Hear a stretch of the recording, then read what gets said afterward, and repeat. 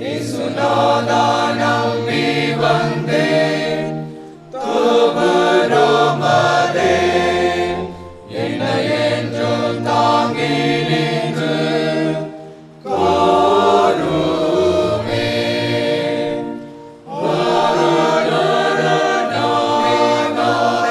லோக கடவி கைவாரேன்றே கெஞ்சி எங்கள் முற்று பிரட்சிப்பே.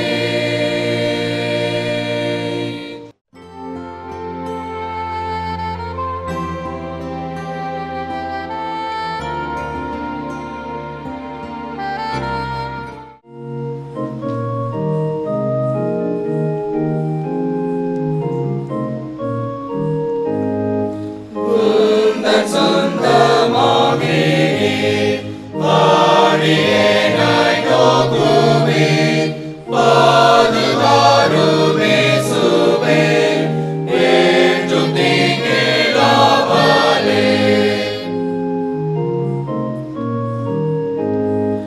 நானும் சொந்தம் லோகத்து மோட்ச யாத்திரை செய்கையில் ஜீவன் சத்தியம் வழியும் நீரே ரட்சித்தாண்டிடும்.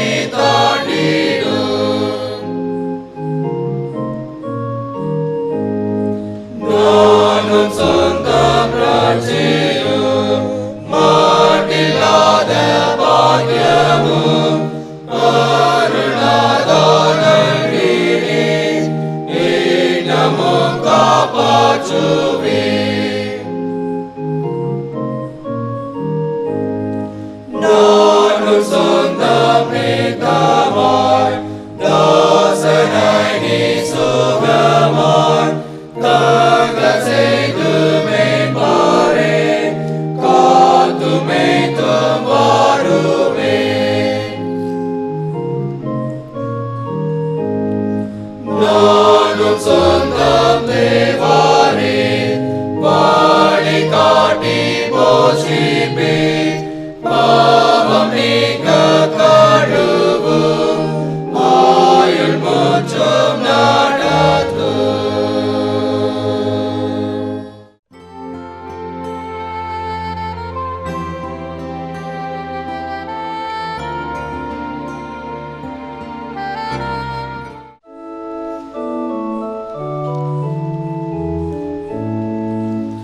பாதை காணுமாயே கோவா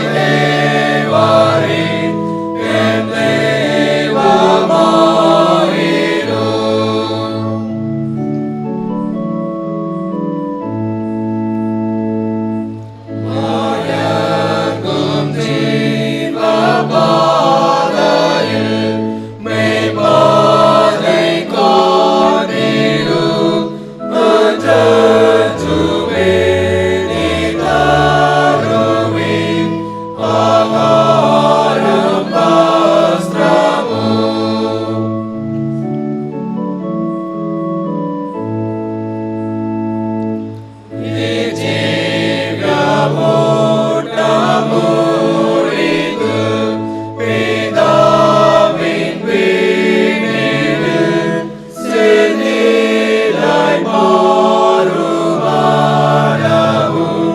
காப்பீவும் ஆராய்வு.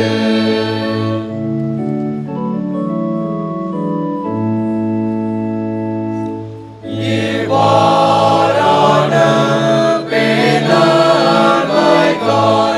பணிந்து கெஞ்சினோம்.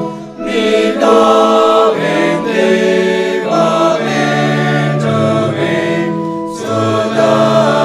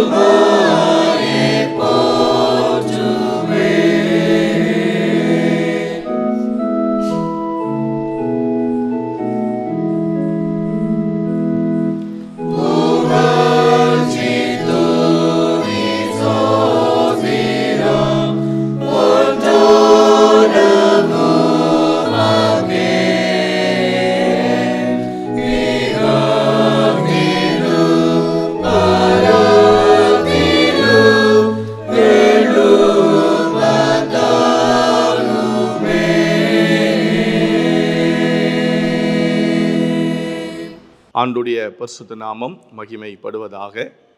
உங்கள் ஒவ்வொருவரையும் இயேசு கிறிஸ்துவின் இனிதான நாமத்தினாலே நான் வாழ்த்துகிறேன்.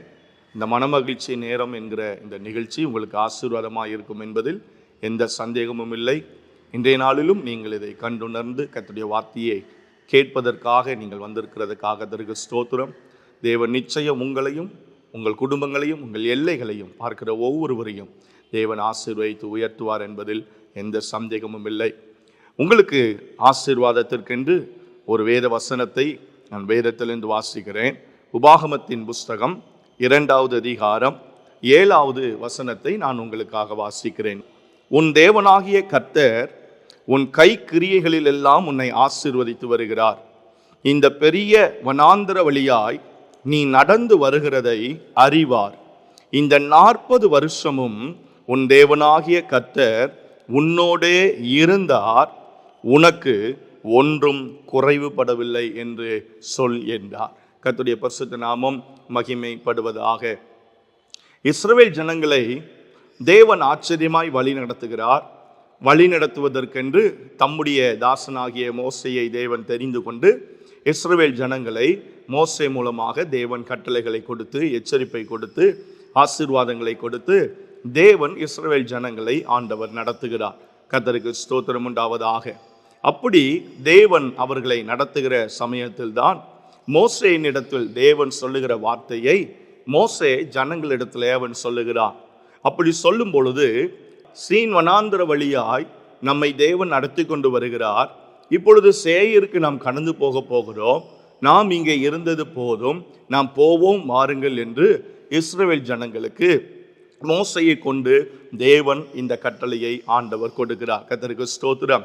அப்படி அவன் சொல்லும் பொழுது அந்த பகுதியை அவர்கள் எல்லையை அவர்கள் கடந்து ஏசாவின் புத்திரர் இருக்கிறதான அந்த ஸ்தோத்திரம் அந்த சேயீர் பட்டணத்தை அவர்கள் கடந்து அவர்கள் வரும் பொழுது மோசே இஸ்ரவேல் ஜனங்களுக்கு இந்த ஒரு வார்த்தையை அவர் நினைப்பூட்டுதலாக அவர் சொல்லுகிறார். அதை உங்களுக்கும் எனக்கும் தேவன் ஆசீர்வாதமாக மாற்றி தருவாராக. 3 காரியங்கள் உனக்கு ஒன்றும் குறைவுபடவில்லை என்று மோசே இஸ்ரவேல் ஜனங்களுக்கு சொல்லும் பொழுது, குறைவுபடாமல் இருப்பதற்கு தேவன் ஒவ்வொருடைய வாழ்க்கையிலும், நம்முடைய சூழ்நிலைகளிலும், நம்முடைய குடும்பங்களிலும் தேவன் அதை புரிந்து கொள்வதற்கு தேவன் அடையாளப்படுத்துகிற ஒரு 3 காரியங்களை மோசே இங்கே வலியுறுத்துகிறதை நாம் பார்க்கிறோம். முதலாவது, உன் தேவனாகிய கர்த்தர் உன் கை கிரியைகளில் எல்லாம் உன்னை ஆசீர்வதித்து வருகிறார். கர்த்தருடைய பரிசுத்த நாமம் மகிமைப்படுவதாக. இந்த செய்திக்கு ஒரு தலைப்பு கொடுக்க வேண்டுமென்றால், உங்களுக்கு ஒன்றும் குறைவுபடாது.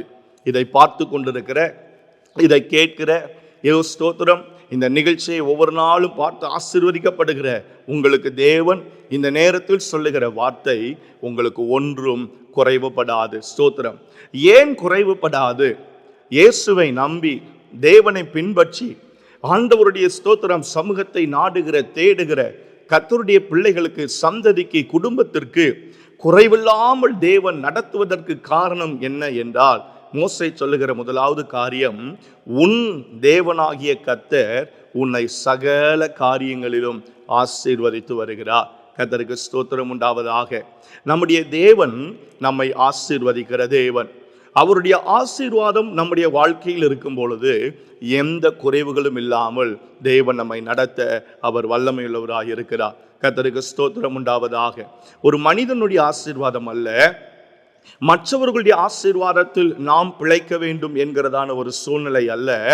பிரசங்கில் வாசிக்கிற பிரகாரம், என் பங்கை பெறவும், என் கையின் பிரயாசத்தை நான் சாப்பிடவும், என்னுடைய நன்மையை நான் அனுபவிக்கவும் எனக்கு அதிகாரம் அளிப்பது, அனுக்கிரகம் அளிப்பது என் தேவாதி தேவனுடைய மகா பெரிய கிருபை. கர்த்தருக்கு ஸ்தோத்திரம் உண்டாவதாக.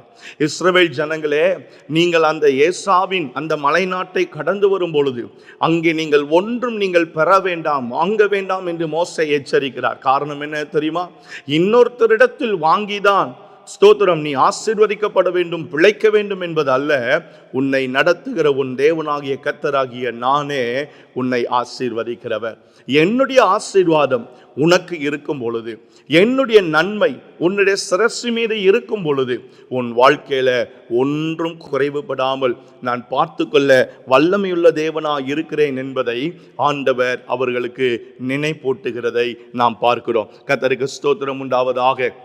நாளாகமத்தில் நீங்கள் வாசித்து பார்ப்பீர்களானால், யாபேஸ் என்கிற ஒரு மனிதனை குறித்து வேதத்தில் வாசிக்கிறோம். அவன் தேவனிடத்தில் சொல்லுகிறான், கர்த்தாவே, நீர் என்னை ஆசீர்வதித்து என் எல்லையை பெரிதாக்கி தீங்கு என்னை துக்கப்படுத்தாதபடிக்கு அதற்கு விலக்கி என்னை காத்தருளும் என்று அவன் வேண்டிக் கொண்டான் என்று வேதத்தில் வாசிக்கிறோம். கர்த்தருக்கு ஸ்தோத்திரம். யாபேஸ் ஒரு காரியத்தை நன்கு அறிந்திருந்தான். என் தாய் என்னை பாவத்தில் கர்ப்பம் தரித்திருந்தாலும், என் தாய் நான் பெற்றெடுக்கும் பொழுது அவள் வேதனையோடு இருந்தாலும், என்னை ஆசீர்வதிக்கிற ஒரு தேவன் ஒருவர் உண்டு என்பதை யாபேஸ் நன்கு அறிந்திருந்தார்.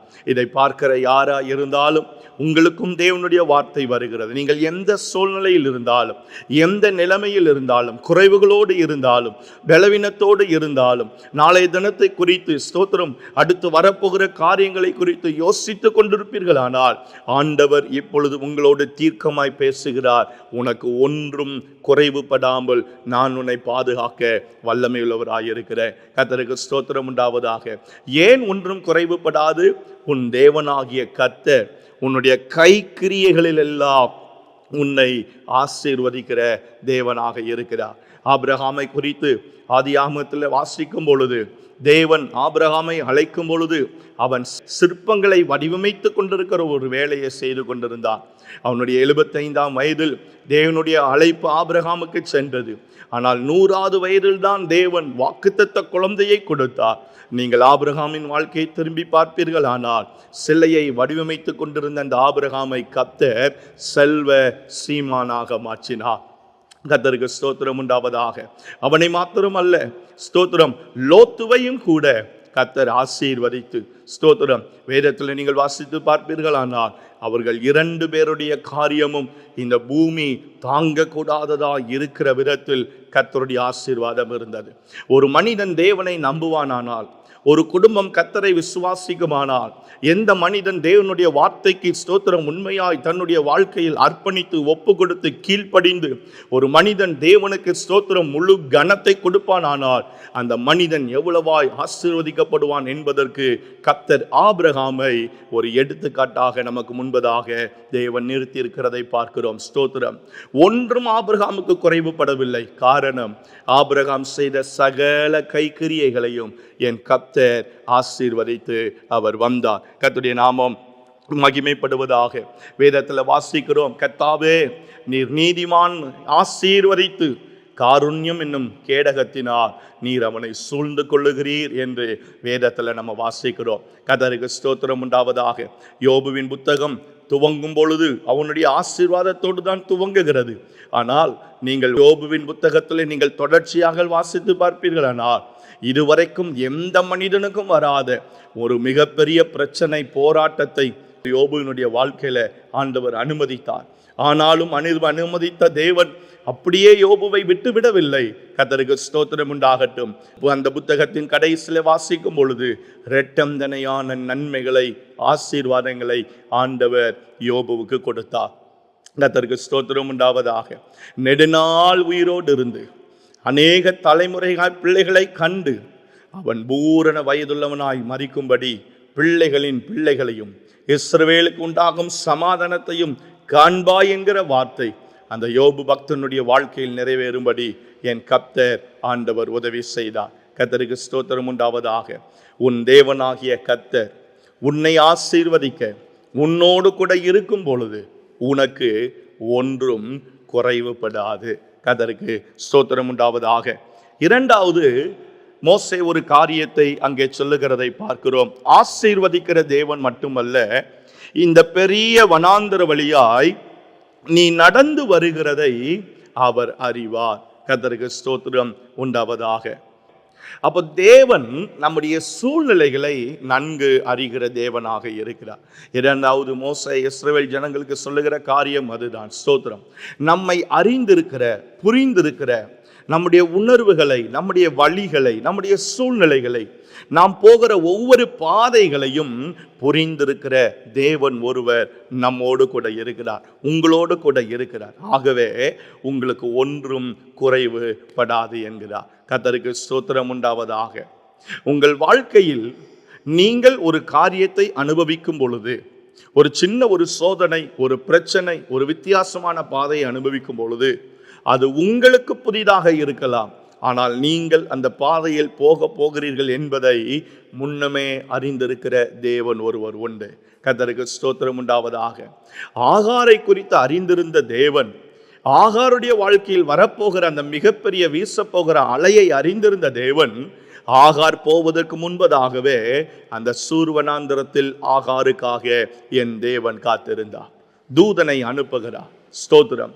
ஒரு சூழ்நிலை நம்முடைய வாழ்க்கையில் வரும் பொழுது, நம்முடைய ஸ்தோத்திரம் அல்லேலூயா வாழ்க்கையில் எதிர்பாராத சில காட்சிகள் அடித்து நம்முடைய வாழ்க்கையை அவைகள் சீரழிக்க நினைக்கும் பொழுது, ஸ்தோத்திரம், நமக்கு அது புதிதாக இருக்கிறது. ஆனால் இப்படி ஒரு சம்பவம் நடைபெறப் போகிறது என்பதை முன்னமே அறிந்திருக்கிற கர்த்தர் பாதம் கல்லில் இடராதபடிக்கு முன்னமே தூதர்களை அனுப்பி நம்மை தாங்கும்படி, நம்மை ஏந்தும்படி, நம்மை தப்புவிக்கும்படி கர்த்தர் தம்முடைய தூதர்களை அனுப்புகிறார். கர்த்தருக்கு ஸ்தோத்திரம் உண்டாவதாக.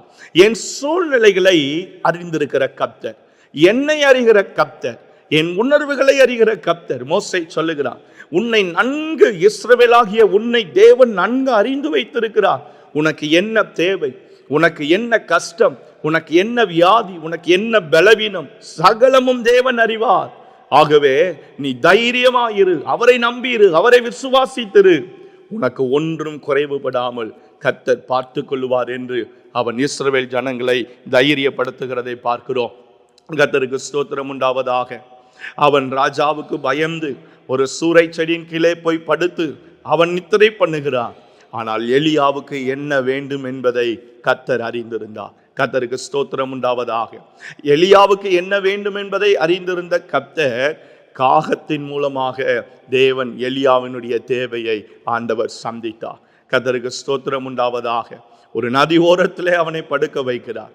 தண்ணி எங்க இருக்குமோ, சாப்பாடு எங்க இருக்குமோ, ஸ்தோத்திரம், என்னென்ன தேவையோ, ஒருபோதும் கர்த்தரை நம்பி இருக்கிற அவருடைய நீதிமான்களை, பிள்ளைகளை என் தேவன் தத்தளிக்க பண்ணுகிற தேவன் அல்ல.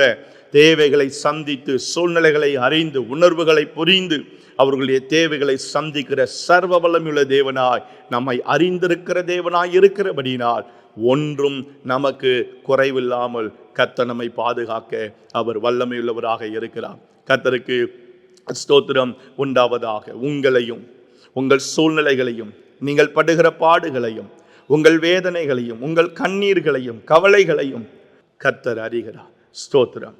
நாம் ஜெபிக்க போகும் பொழுதே, நாம் தேவ சமூகத்தில் நாம் ஸ்தோத்திரம் வேதத்தோடு போய் நாம் இருக்கும் பொழுதே நமக்கு என்ன வேண்டும் என்பதை அறிந்திருக்கிற கர்த்தர். கர்த்தருக்கு ஸ்தோத்திரம் உண்டாவதாக. நமக்கு இன்னது தேவை என்பதை அறிந்திருக்கிற பரமபிதா என்று சுவிசேஷங்களில் நம்ம வாசிக்கிறோம். அருமையான தேவ பிள்ளைகளே, உங்களை குறித்து எல்லாவற்றையும் அறிந்திருக்கிறார். உங்களை குறித்து சகலமும் கர்த்தருக்கு தெரியும். நீங்கள் எக்ஸ்பிளைன் பண்ண வேண்டிய அவசியம் இல்லை. நான் இன்னார், என்னுடைய பேர் இது, என்னுடைய ஜாதி, என்னுடைய மதம், என்னுடைய குலம், என்னுடைய கோத்திரம், இதுதான் ஆண்டவரே சொல்ல வேண்டிய அவசியம் இல்லை. அப்பா என்று கூப்பிட்டாலே என்னை குறித்த சகல டீட்டெயிலும் என் தேவனுக்கு தெரியும். நேரங்கள் வரும்போது, காலங்கள் வரும்பொழுது தேவன் நம்முடைய சகல சூழ்நிலைகளின் காரியங்களையும் ஆண்டவர் வெற்றியாய் ஜெயமாய் மாற பண்ணுவார். கர்த்தருக்கு ஸ்தோத்திரம் உண்டாவதாக. மூன்றாவது, அங்கே மோசே அவன் சொல்லுகிற ஒரு வார்த்தை, இந்த 40 வருஷமும் உன் தேவனாகிய கர்த்தர் உன்னோடு கூடவே இருந்தார். கர்த்தருக்கு ஸ்தோத்திரம். அவர் இருக்கிறவர், வரப்போகிறவர், இருக்க போகிறவர், இருந்தவர். கர்த்தருக்கு ஸ்தோத்திரம் உண்டாவதாக. மத்தேயுல வாசிக்கிறோம், இம்மானுவேல் என்பதற்கு தேவன் நம்மோடு கூட இருக்கிறவர் என்று அர்த்தம். ஸ்தோத்திரம். இருக்கிறவராகவே இருக்கிற தேவன் என்னோடு, என் குடும்பத்தோடு இருப்பாரானால் எனக்கு ஒன்றும் குறைவில்லாமல் என் கர்த்தர் பார்த்துக்கொள்ள அவர் போதுமானவராக இருக்கிறார். இருக்கிறவர். கர்த்தருக்கு ஸ்தோத்திரம். யார் இருக்கிறாங்களோ இல்லையோ, யார் நம்மை தேடுகிறார்களோ தேடலையோ, யார் நம்மளை விசாரிக்கிறாங்களோ விசாரிக்காம போகலையோ, அவர் உங்களை விசாரிக்கிறவராக இருக்கிறபடினால் உங்கள் கவலைகளை அவர் மேல் வைத்து விடுங்கள். கர்த்தர் மேல் உன் பாரத்தை வைத்து விடு. அவர் உன்னை ஆதரிப்பார். நீதிமானை ஒருபோதும் அவர் தள்ளாட விட்டார் என்று வேதத்தில் வாசிக்கிறோம். கர்த்தருக்கு ஸ்தோத்திரம். நம்மோடு இருக்கிறார், உங்களோடு இருக்கிறார், உங்கள் குடும்பத்தோடு இருக்கிறார். அவர் உங்களோடு கூட இருக்கும் பொழுது ஒரு குறைவும் உங்களுக்கு வராமல் உங்களை பார்த்துக்கொள்ள அவர் வல்லமையில தேவனாக இருக்கிறார். மோசையை கொண்டு இஸ்ரவேல் ஜனங்களுக்கு அதை தான் சொல்லுகிறார். அந்த மலை நாட்டை நாம் கடந்து போகிறோம். ஸ்தோத்திரம். அவர்கள் உங்களுக்கு பயப்படுவார்கள்.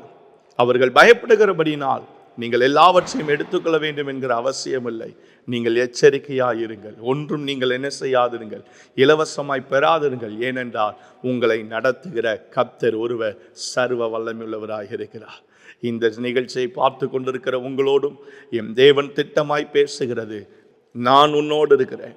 கடந்த காலத்தில் வந்த சில இழப்புகளை குறித்து யோசித்து கொண்டிருக்கிறீர்கள், பயந்து கொண்டிருக்கிறீர்கள். கடந்த காலத்தில் இழந்த சில காரியங்களை குறித்து கண்ணீரோடு வேதனையோடு, ஸ்தோத்திரம், சகோதரியே சகோதரனே நீ அமர்ந்து கொண்டிருப்பாயானால் கர்த்தர் உன்னோடு திட்டமாய் பேசுகிறார். நான் உன்னோடு கூட இருக்கிறேன். நான் உன்னை பலப்படுத்தி உனக்கு சகாயம் பண்ணுவேன். என் நீதியின் வலது கரத்தினால் நான் உன்னை தாங்குவேன். நான் உன்னை விட்டு விலகுவதும் இல்லை, உன்னை கைவிடுவதும் இல்லை. கர்த்தருக்கு ஸ்தோத்திரம் உண்டாவதாக.